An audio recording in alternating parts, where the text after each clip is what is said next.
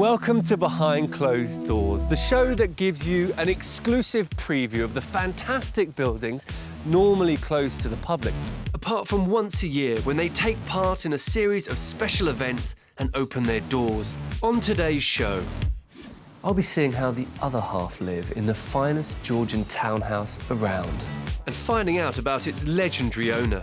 She absolutely loved partying.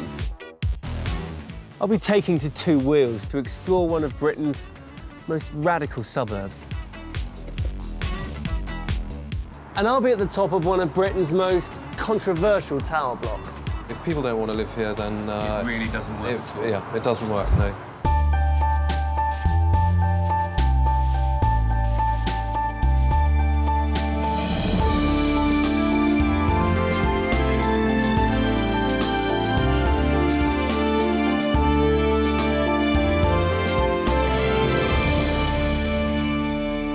Throughout the series, I'll be bringing you a personal preview of some of the buildings that will be open to the public as part of a series of special events throughout the UK. Thousands of buildings, often closed to the public, open their doors just once a year for special events. Today, I'll be looking at the most important buildings of all. They're where we live our lives, spend time with our loved ones, escape the stresses and strains of the world. I'm, of course, talking about our homes.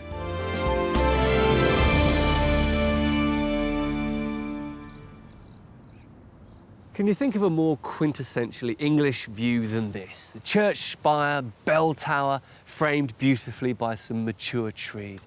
Makes you think of cricket matches, cream teas, summer fates. I could be anywhere. I could be in the Cotswolds, the home counties, but I'm not. I'm in London. This idyllic vision of countryside living is Hampstead Garden Suburb, and it's just a 20-minute tube ride from the centre of the capital. It was conceived by social reformer Henrietta Barnett in 1904 as an antidote to the spread of what she believed was ugly urban housing. Hampstead Garden Suburb covers more than 80 acres, so a very good way to see it is by bike. You can really get a sense of Henrietta Barnett's revolutionary vision. And that idea was that, in some way, town planning could solve the ills of the modern industrial city. And this is what she designed to prove that idea.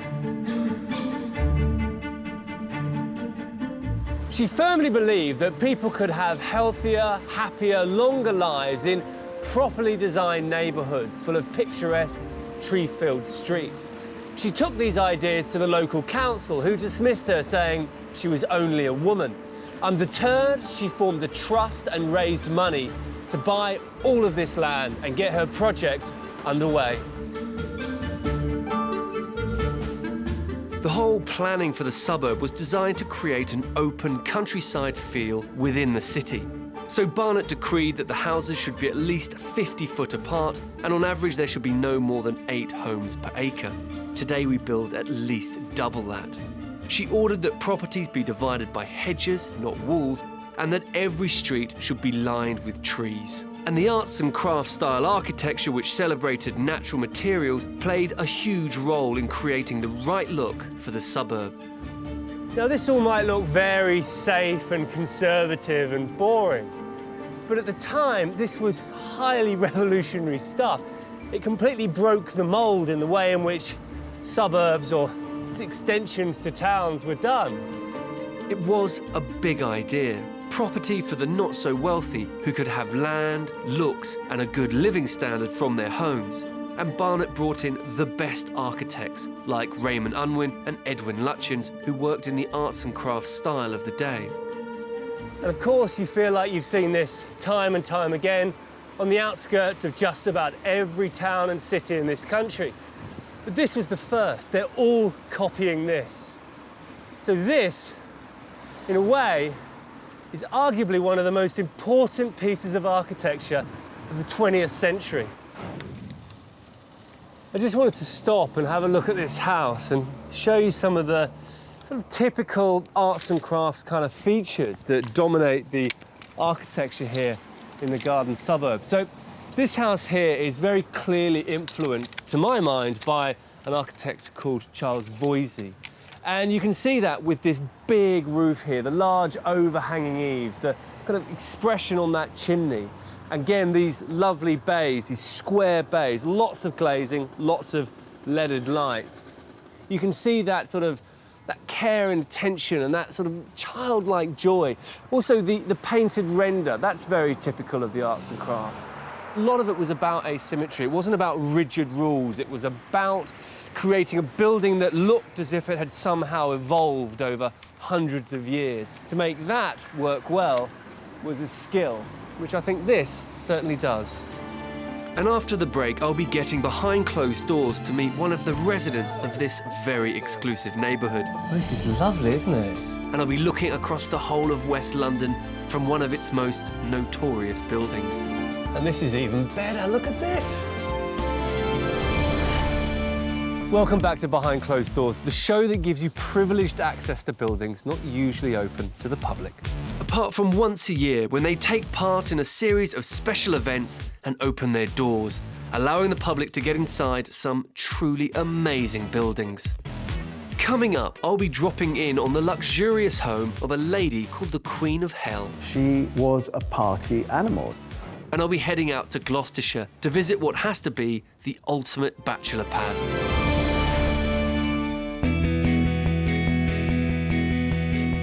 Today I'm looking at homes, and I've come to the Hampstead garden suburb in North London, which was conceived in the early 1900s by social reformer Henrietta Barnett. And I'm just about to get behind closed doors to explore the inside of one of these exclusive houses that you can normally only admire from the outside. It belongs to Jenny Dunn, who's been a resident here for over 20 years. Is this all the kind of original features of the house? Yes, because it's the listed building and we're not even allowed to change one of these panes. If you look at them, they're made of old glass. So they're all wobbly. Oh, look at this little kind of heart shape. Yeah. I mean, that's very sort of arts and craftsy, isn't it? These are in, as far as I know, they're in every single house. Oh, they're lovely, in the aren't they? square. It's like a big inglenook fireplace, Yes. isn't it? Wonderful. Well, With this beam. originally, yes, and originally, every single one of these inglenooks had little seats on either side. Yes. Yes, so you could snuggle up to the fire. Right. Yeah. What's it like as a place to live? To walk around, it's absolutely beautiful. But Henrietta Barnett didn't approve of cars. Right. So she made the roads substandard. They were below the actual the London bylaws. But she was given a Rolls Royce by somebody who wanted to get round her. So from then onwards, she couldn't stick to that anymore. So she was allowed to have a car, but she wasn't too keen on anyone else Well, I having... suppose then she didn't have a leg to stand on. But from other points of view, shopping, again, you've got to go to the main Finchley Road. If you're living right in the middle, it's a bit inconvenient. Yeah. But So there are actually no shops None within at the all, suburb. no. That seems like a bit of an oversight. I know, I think it was. I think she was so keen on design. She was also very keen on everybody playing tennis, everybody trying to grow their own vegetables. So it was a really strongly utopian vision of a better life for Yes. all.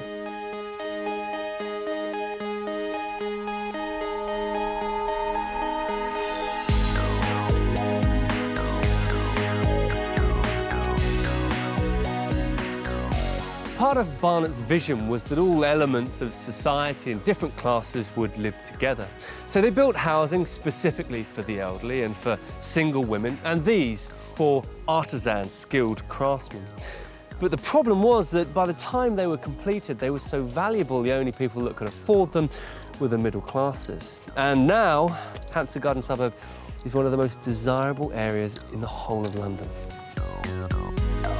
And as house prices reach into millions of pounds, it's now only the wealthy and famous who can afford to own a home here. Jonathan Ross, Richard and Judy and Sacha Baron Cohen, to name just a few.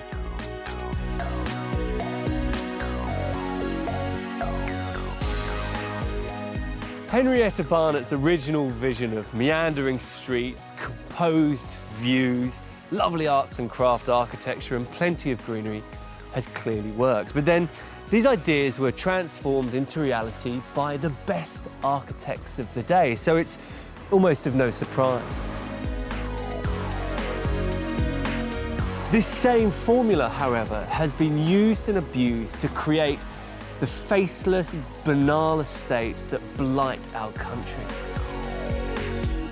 So in itself, Hampstead Garden Suburbs is a real success, but its legacy, well, that's a bit more complicated.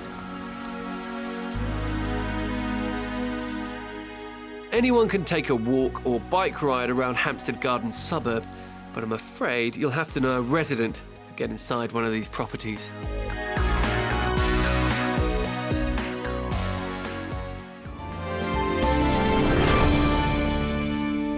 High-rise living, let's face it, you either love it or you hate it. And residential tower blocks have had more than their fair share of bad press over the years. Broken lights, dodgy lifts, no-go stairwells.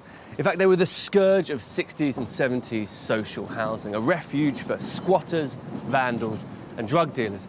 And nowhere sums up these problems in London more my next building, Trellick Tower.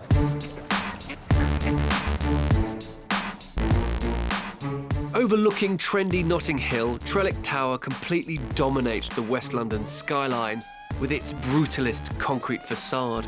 Hardly a des res. After it was completed in 1972, it became a hotbed of crime and was even dubbed the Tower of Terror. These days, it's an architectural icon and opens its doors for us all to have a look around during the annual architecture event, Open House.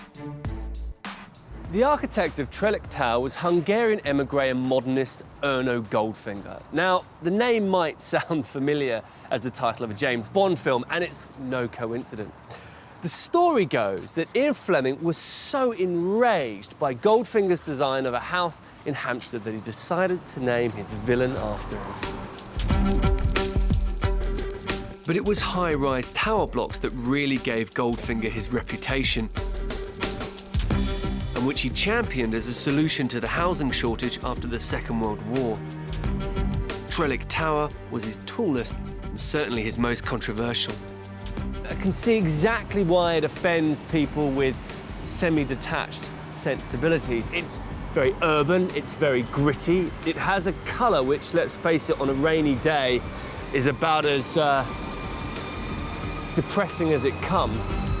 Trellick is basically a rectangular slab, 322 foot high, containing 219 apartments over 31 floors. And it's this view that gives it its iconic profile. This huge lift tower, which is this tower on the side here with the gantries, the way it comes across, it looks like some oil rig or a space rocket on the side of a gantry. And of course, part of what gives it that very iconic silhouette is the way that there are only corridors connecting the lift shaft to the main body of the building every third floor, so you really clearly see where people are walking across. Now, part of the idea behind that was to put all the lift mechanisms and the noise associated with that and the bin chutes out away from the building so it wouldn't be smelly and noisy. And that glass box protruding from the top of the service tower looks like it might be some sort of luxury apartment, but in fact, it's far from it. I'm about to get the lift to the 30th floor to have a look inside. Now this is the old boiler rooms that sits in that glass box at the top of the lift tower. You can see all the old boilers here. They're not working anymore, they're all defunct. But this...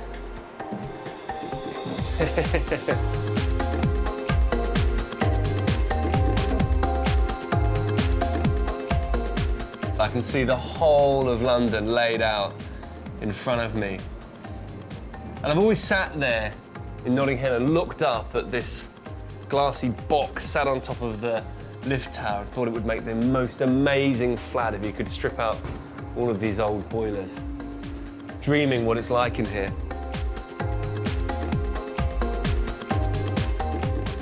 And this is even better, look at this.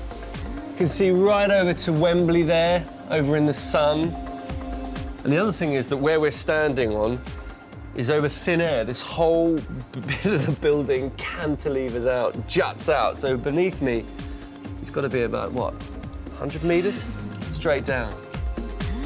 Incredibly, these boilers were only in use for a year before oil prices rocketed and the installation of independent heating in the flats made them redundant. But enough about the mechanics of this building. I want to find out about the vision behind it. Nigel Warburton is a biographer who's written extensively about Erno Goldfinger's work. So what does he make of Trellick Tower? This is the modernist building, social housing. That's what he really wanted to do. It embodies many of his ideas about the beauty of concrete, the way that different surfaces can be used, the way that you can plan rationally to improve the quality of people's lives. So good design, thoughtful design, will allow people to live better lives.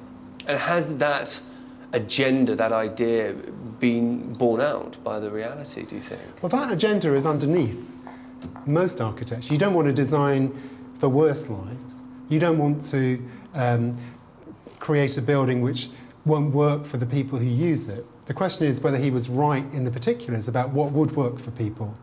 And he's been dealt quite a limited set of cards in a way. He didn't have a huge amount of money relative to the size of the building to spend. This was an economical way of building to build up. But there's a further problem. It's had lots of wear and tear. I mean, you see the concrete hasn't been well maintained, and particularly here it's stained, whether the window frames that have been corroding, corroding.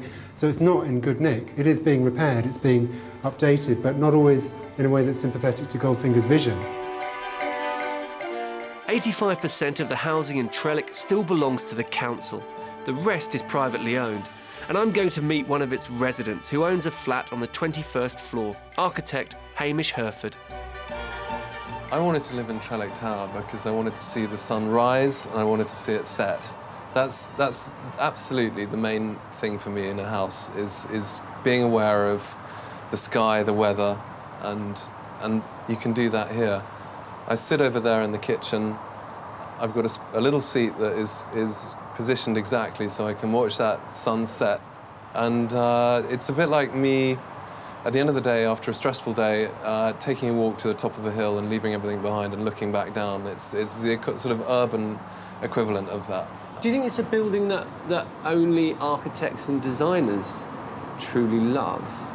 I think it's a building that, unfortunately, with a lot of these council buildings, people get put in them whether they like it or not. And you've got to want to live here for it to be a success. That's one of the biggest problems, is if people don't want to live here, then... it really doesn't work. Yeah, it doesn't work, no.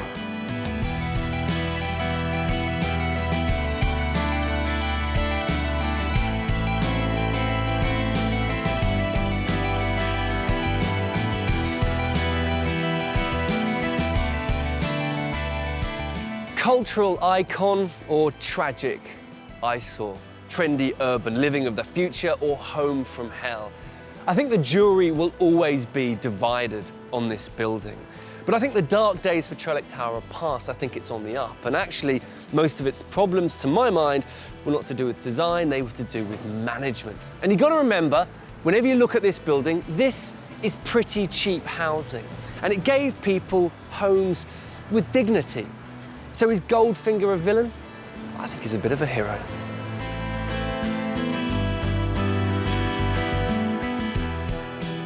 And you can come and visit Trellick Tower during the annual open house weekend.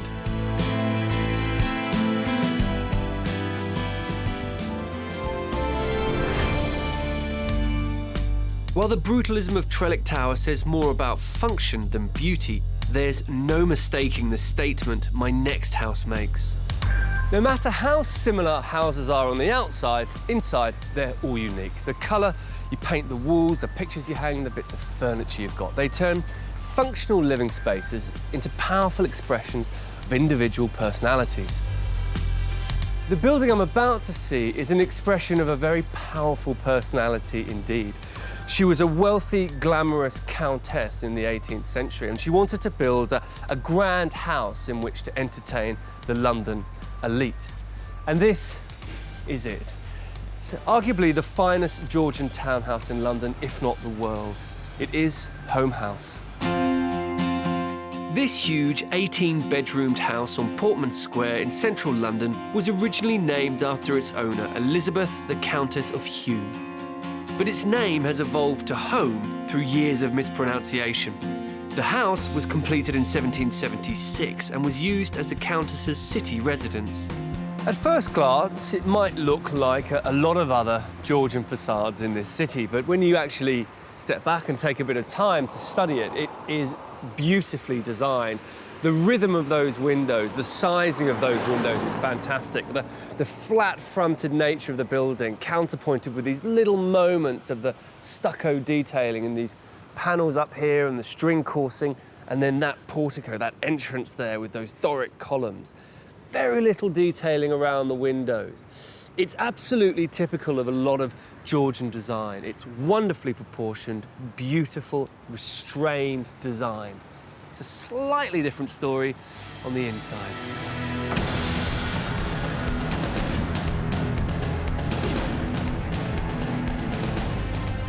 The Countess of Hume built this house to show off to her peers, who included royalty of the day.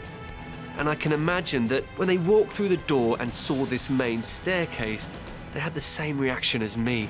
Just look at this. What a staircase. Now, the Countess was a very formidable lady, affectionately known as the Queen of Hell. Quite what her enemies called her, I have no idea.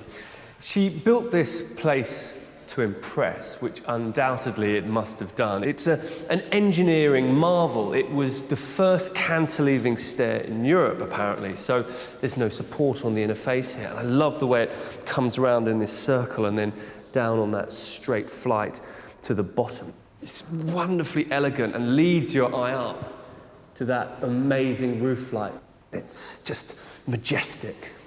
Now, the original building was designed by James Wyatt, but he was sacked, as architects are, and replaced by Robert Adam, and he was responsible for the beautiful interior decoration. And through these doors are some of the finest Robert Adam interiors anywhere. The first floor of this house, known in Georgian times as the Piano Noble, is made up of 4 grand reception rooms where the Countess would have entertained her guests. What Robert Adam did was, at a time when Britain was becoming a global superpower, he gave them a distinctly British form of architecture and design, its own identity. So just as the country was starting to lead the pack economically, it also started to do a similar thing in terms of design. And this room is probably the highlight. It's the grand salon, and it is quite stunning. Simple proportions, and this marvellous fireplace, which is insured for £1.4 million. Just the fireplace. Coming up, I'll be continuing my tour of this awe-inspiring home and finding out some intriguing secrets about the Queen of Hell. She certainly was a goer. And I'll be coming up to the roof of a Tudor hunting lodge to see one of the finest views in England. Welcome back to Behind Closed Doors, the show that gives you a sneak preview of buildings all too often closed to the public, but that once a year open their doors and declare open house. It's all part of a special series of events happening across the country that give you and me the chance to have a nose around some fascinating buildings. Today I'm focusing on homes, and in London I'm exploring one of the grandest of all, Home House. For the last 9 years, Home House, with its stunning Robert Adam interior, has been an exclusive private members club, and art critic Robin Dutt is one of its founding members. Robin, this room has a slightly different feel to it to the others. What's the inspiration? This room is the Etruscan room, and this is the fourth and the last of what I call the parade rooms.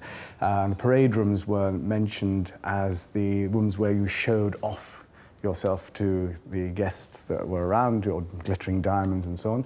I'm very interested in this lady, the Queen of Hell. Now, what kind of a person was she, and how on earth did she get that name? Well, she was the Queen of Hell because at the time she was a party animal. She absolutely loved partying, and she certainly was She was a goer, I think. Maybe the word wasn't quite invented in the 18th century, but yeah, she knew how to have fun. So what kind of parties would have gone on here?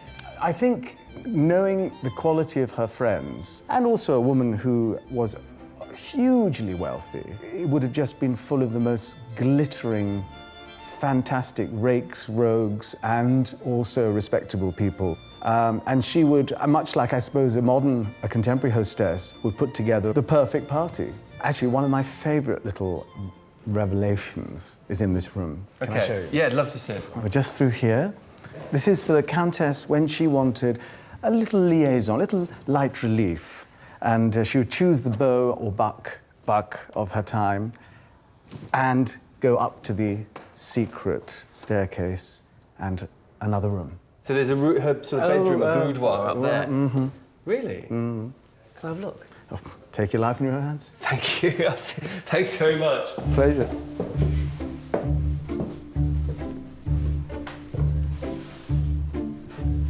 So this is it, the infamous room, the boudoir of the Queen of Hell. It's quite magnificent, isn't it? So she'd come up here for her afternoon entertainment.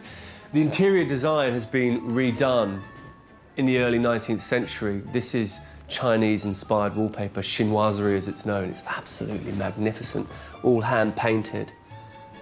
Amazingly good condition considering how old it is.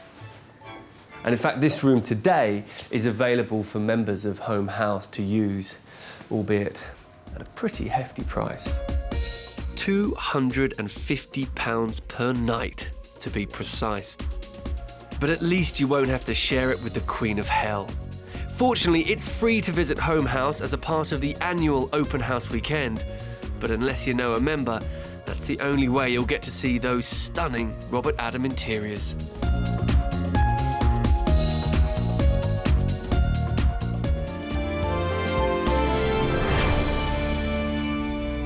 Like Home House, the next home I'm off to see was built primarily for partying. This is Newark Park, just outside Stroud in Gloucestershire. It was built by Henry VIII's groom to the bedchamber, Sir Nicholas Point, in 1550. He built it as a hunting lodge where he would come with the boys, let their hair down and party hard. And I've been invited behind closed doors to have a look at the ultimate Tudor funhouse. Newark Park is one of Gloucestershire's hidden gems. It's owned by the National Trust and inhabited by building manager Michael Claydon. Hello, Charlie. Hi, welcome to Newark. Who's been enjoying the property's spectacular views since he moved here in 1982. That is very impressive. It's not bad, is it? How far can you see? Well, you're looking 30 miles here, right out. We can't see them today because it's slightly hazy out there, but to the Mendips. So it's quite an expansive panorama. Famous for the fact that there are no 20th century intrusions. So you've got no pylons, no roads, very few houses, and you've got to really look hard to find them. What about the front of the building? Because I saw on the way in there seemed to be quite an interesting and very early portico. Yeah. Well, that's part of the original house, the 1550 house, and it's quite unusual. It's the earliest piece, it's said to be the earliest piece of Renaissance architecture in Gloucestershire. And so again, Poyntz, when he was building his Tudor hunting lodge, was building in an architectural style which was ahead of its time. Can you tell me anything more about this character, Sir Nicholas Poyntz? Well, Tudor courtier, he was groomed to the bedchamber of Henry VIII. What does that actually mean, groomed to the bedchamber? Well, probably just responsible for getting him ready for bed, putting his pyjamas on. Poyntz was given the lands and the Abbey of Kingswood, and he used the stones from demolishing parts of the abbey to build his Tudor house. He used it purely as a place to ride out to for a day's hunting. So it wasn't a domestic dwelling, it was purely a place for pleasure. So what would they do after they've kind of ridden and, I assume, killed animals? Would they kind of feast and drink absolutely. and party? Yeah. If they'd caught some deer on the way, they would have had it all sent on ahead and prepared. And then everything taken up to the banqueting room on the first floor, where they would have had a lot of fun and enjoyed themselves. And then they would have retired to their apartments on the top of the house to sleep off the excesses of the banqueting room. Along with its early Renaissance features, Newark Park was one of the first Tudor buildings to be completely symmetrical in shape. and so it represents an important part of our architectural heritage. But incredibly, it almost didn't survive. 40 years ago, this building was derelict and facing ruin until salvation came in the form of Texan property developer Bob Parsons. He was given a special restoration lease by the National Trust, enabling him to live at Newark Park rent-free in return for restoring it to its former glory. Bob came over to England in the war as a GI, had a real interest in architecture and in English architecture, and he'd heard about this derelict property in Gloucestershire that the National Trust were looking for someone to take on and, put some TLC into, and decided to have a go at bringing it back to life. The National Trust had already put together a plan to take the roof off and let it become a ruin in the landscape. But if they hadn't found a tenant, that's what they were going to do. What about when you came here? Had all the hard work been done? Well, yes, it had. I mean, Bob had done all the hard work. The physical, manual work had all been done. What I did when I came here was primarily to get involved with the garden, with exposing more of the grounds that were out there, but also to make the house a bit more comfortable. Because Bob was wonderful at what he did, but comfort didn't come into his life. And so we set about putting in central heating and making the rooms much more comfortable than what they were. Michael and Bob worked on the house together for nearly 20 years before Bob died in the year 2000. Since then, Michael has worked closely with the National Trust to ensure the ongoing conservation of this stunning home, which has been extended by its various owners over the centuries.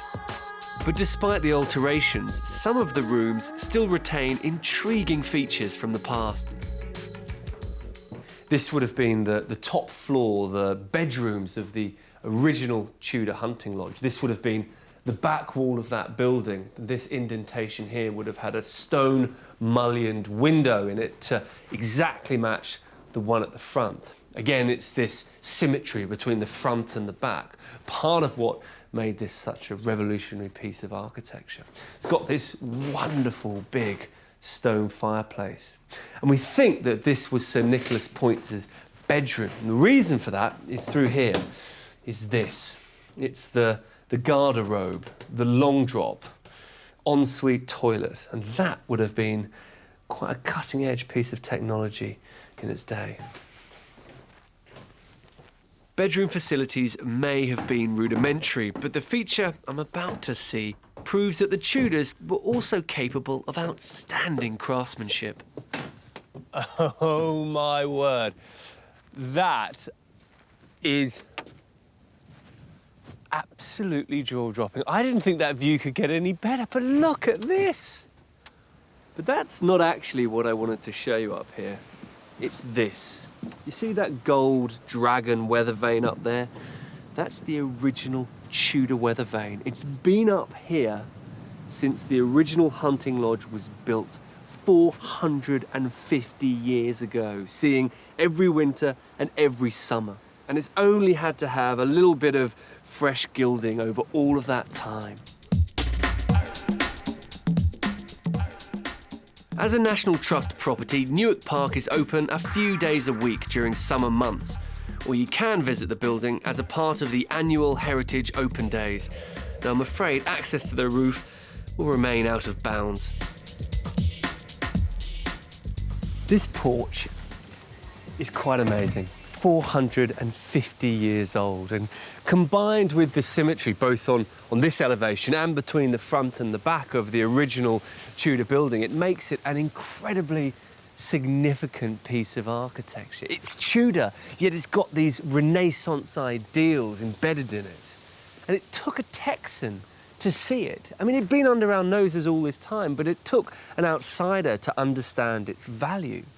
Because you've got to remember, back in the 60s, we were tearing buildings down like this, 10, 20, 30 of them every year. Yet Bob Parsons came along and decided to save it, to invest in it, to look after it, to preserve it for the British people.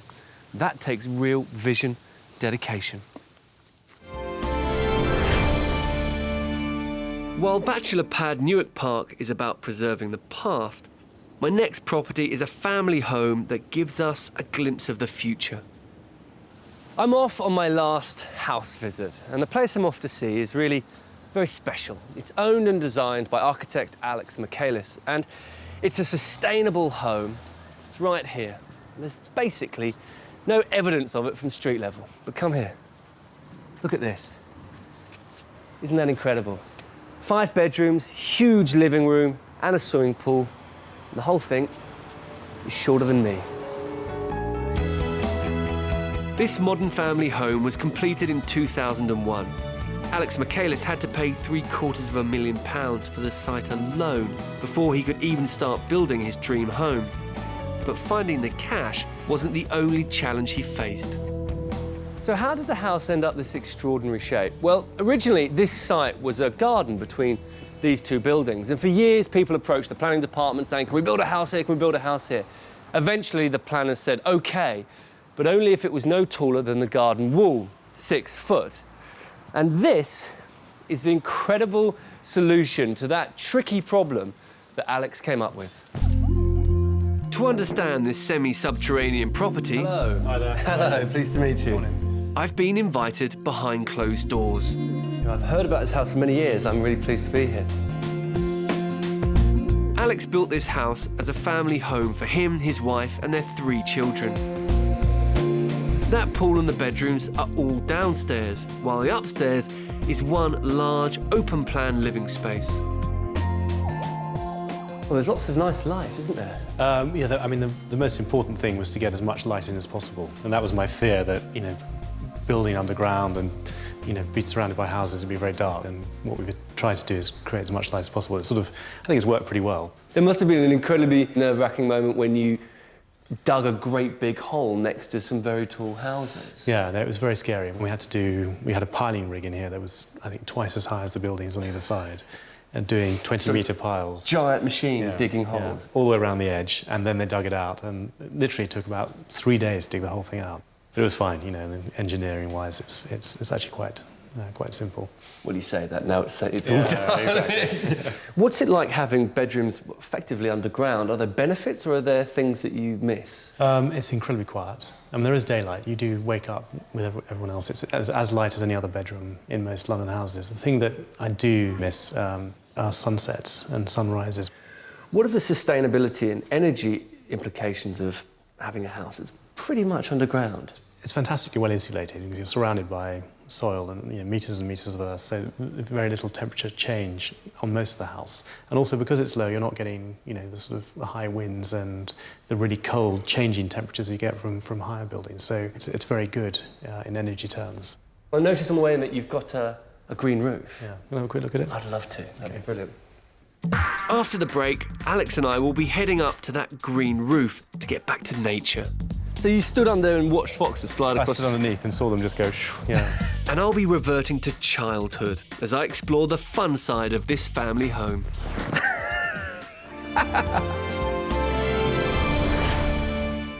Welcome back to Behind Closed Doors. Today I'm looking at homes, and this one certainly breaks the mould. It's had to rise to the challenge of being practically invisible and low energy. And I think a lot of people think that sustainability and low energy homes have to be very serious and stern. Well, this one certainly isn't. I'm in Notting Hill at the partially submerged home of architect Alex Michaelis. It's a 5-bedroom house that was built from scratch with a myriad of high-tech, eco-friendly features, including a 100-metre deep borehole which extracts fresh water from the ground, solar panels for water heating and generating electricity, and an insulating, oxygen-generating green roof. How often do you come up here? We come up here very rarely. Just for maintenance? Just maintenance, and also there's some wild strawberries here, so I allow the kids up every now and again to pick them. Foxes come here at night, and they use this as a sort of ice skating ring. They sort of run from there and then go with their feet like that, and it's the first time Slide across it? I was terrified I thought we were broken into. They literally slide across it. You can see their footprints all over it. Fantastic. Yeah. So did you plant all of these different the initial roof had wild strawberries and wild thyme, and then everything else has actually been left here by birds.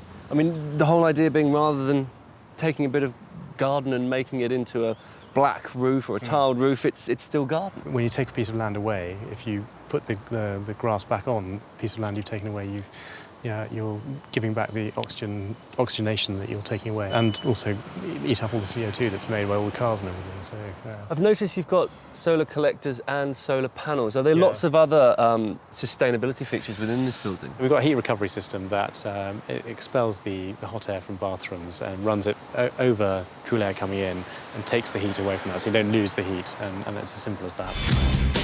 Alex's house is certainly an inspiring piece of eco-friendly design, but it's also a fun family home. And from the giant beanbags in the living room to the climbing wall outside, this place is a kid's paradise. Now, this house has one rather extraordinary and unique feature. It's the stuff of childhood dreams.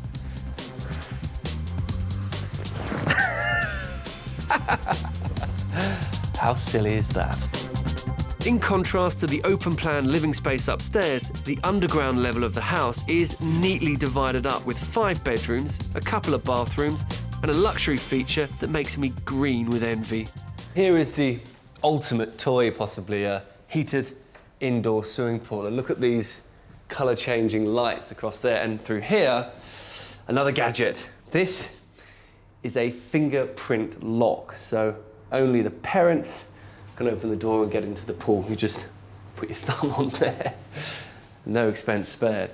But you might be thinking, swimming pool, environmental house, how do those two things work together? Well, what they've done, which is actually very clever, is that they've heavily insulated the bottom of the pool, and they use the energy that they're taking out of the borehole from right deep in the earth to keep the pool warm. And then the pool works like a storage heater, and that energy is released back into the air. That's smart. But how do you make all of this technology work together? Well, come in here.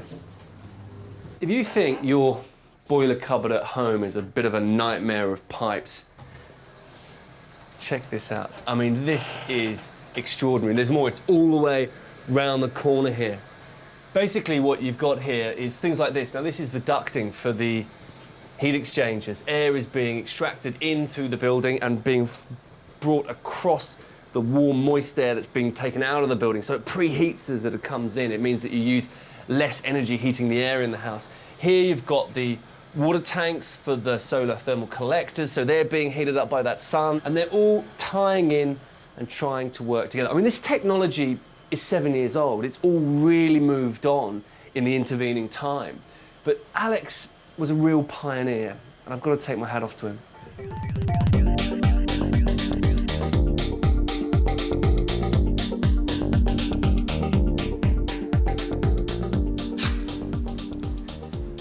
Well, this house is a testament to the triumph of one man's ingenuity and will, because this site had defeated developers. It's a tricky place to build a house.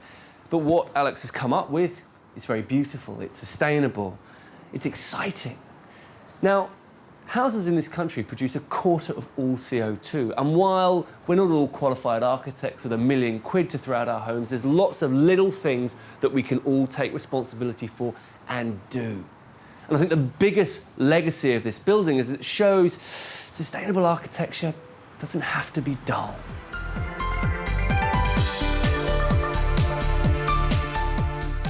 You can only visit this spectacular home when Alex Michaelis opens his doors as part of the annual open house weekend.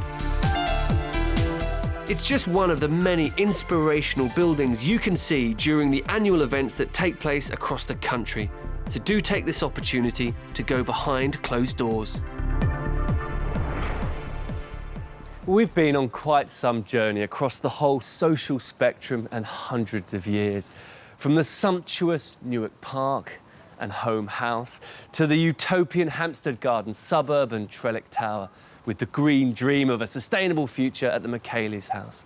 You know, our homes give an incredible insight into our society, where we've come from and where we're going. So if you want to understand your roots and your future, get out there and find out for yourself.